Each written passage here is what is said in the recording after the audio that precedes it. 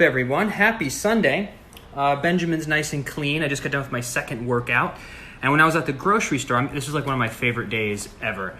I got myself a red notebook, which is red supposedly attracts money. So I decided to go with the red. But I'm going to write down what our current bills are, current incomes, debts, savings, investments, everything. And I really want to map it all out because I've been going through, I lowered my cell phone bill by like $40, $50. By getting a new car, I lowered my insurance by almost $100. I lowered my car payment by $140. And then we have our rent is coming up in September. So I want to look at everything and kind of decide what we should do moving forward with rent, what we should put in the budget. So I'm just very excited to crunch all these numbers. I'm also going to be looking at different paths. We have different options at this point. We're very blessed to have options. And, one of them being, do we continue to rent?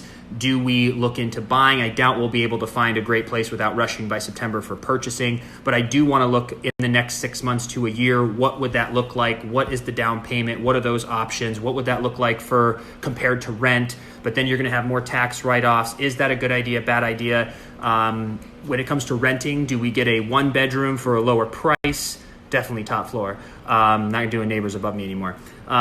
Or do we do a 2-bedroom so we can build a podcast studio in the second bedroom? Or do we do a 1-bedroom and then rent out a podcast studio every week? So I just really want to connect all the dots here and see what the best. I highly recommend doing this in your life if you haven't done so. You might think you know. People ballpark it, but you don't realize what you're really spending on groceries, what you're really spending here and there, and what are your goals? Like if your goal is to save X amount of dollars or clear up some debt, you gotta know what every penny is going towards. Or as my buddy Dave Ramsey, you gotta give every dollar a name. I love how he says that because that gives it more weight. And when you're going to pay off your debt or you're trying to save more money. But if you actually journal it or sit down every 6 months to 12 months, you can look back after a year and say, well, what am I doing? Am I getting my costs lower for my living expenses? Am I making sacrifices if I need to? And am I making progress? That's what I'm actually super proud of is when I look back just 11 months ago where we were to where we are now. I'm just super proud. But we've also made a lot of sacrifice. We haven't gone on vacation. We barely long story short, depending on what your goals are, you're going to have to make some sacrifices financially, but it's so worth it when you look back. And it helps you get ahead. Like a year or two of sacrificing can put you ahead times 10.